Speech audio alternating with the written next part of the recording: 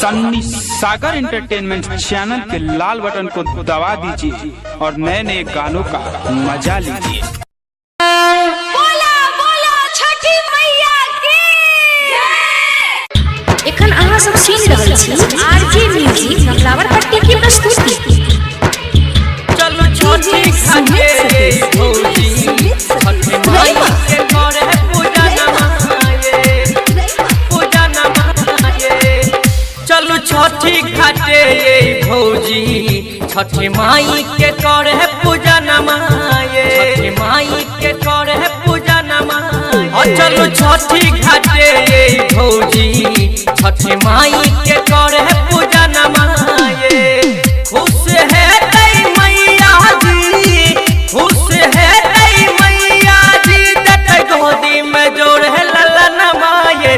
चलो छठी घाटे भौजी छठी माई के कर है पूजा नमाये छठी माई के कर है पूजा नमाये। चलो छठी घाटे भौजी छठी माई के कर है पूजा नमाये। खुश है तई मैया जी खुश है तई मैया जी दत गोदी में जोड़ है लला नमाये। चलो छठी घाटे भौजी छठी माई के कर है पूजा नमाये छठी माई के कर है पूजा नमाये। बोला बोला छठी मैया की जय।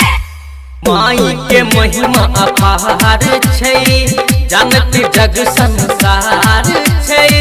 दिन दुखिया के मैया जी करत बेहरा पार छै करत बेहरा पार। माई के महिमा अपार छै जानत जग संसार छै। दिन दुखिया के मैया जी करत बेहरा पार छै। खाली झोल के भैर देत खाली झोल के भैर देत पूरा होई जात सपनवा ये। चलो छठी घाटे भौजी छठी माई के कर है पूजा नमाये छठी माई के कर है पूजा नमाये। बोला बोला छठी मैया की जय। माई के भक्ति करबही तो जिंदगी होत सफल ये।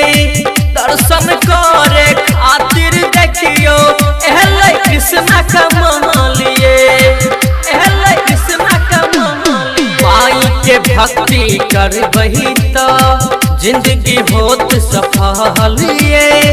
दर्शन करे खातिर देखियो एहले कृष्णा कमालिए। राइटर सनी सागर जी राइटर सनी सागर देखू लिखै छै माँ के भजन माये। चलो छठी घाट